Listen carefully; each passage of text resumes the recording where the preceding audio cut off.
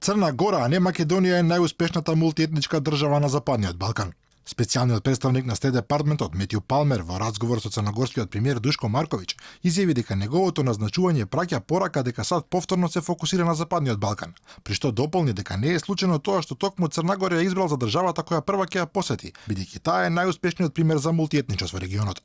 Ова според познавачите може да се толкува и како надворешно политички пораз за македонската влада, со оглед дека една од главните пораки кои ги испраќа не само премиерот, туку и министрите, градоначалниците и владиниот пиар е дека токму нашата земја е шампион на мултиетничноста во овој дел на Европа. Истовремено од Црна Гора американскиот специјален пратеник упати уште една порака поврзана со нас, изразувајќи уверување дека Македонија наскоро ќе стане 30-та членка на НАТО. Сепак, иако владата речиси како известно го најавува нашето формално влегување во алијансата за декември годинава, Палмер остава простор тоа да се случи и неколку месеци подоцна. Останаа извесен број членки кои треба да го ратификуваат протоколот за пристапување, вклучувајќи ги и Соединетите држави.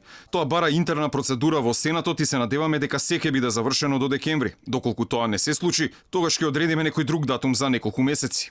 За влезот во НАТО не се проблем само процедурите во САД, туку и во Шпанија, каде допрва би можело да има предвремени избори кои ќе успорат ратификацијата во шпанскиот парламент. Во меѓувреме се приближува состанокот на Советот на ЕУ во октомври, на кој ќе треба да се донесе конечна одлука дали земјава ќе добие датум за отпочнување на преговорите со ЕУ. Шефот на дипломатијата Димитров замина да лобира во Франција, Белгија и Германија, но по првите средби во Париз, француските домакини одлучија да се воздржат од коментар во врска со евентуалното давање на позитивна препорака за Македонија од страна на Советот на ЕУ.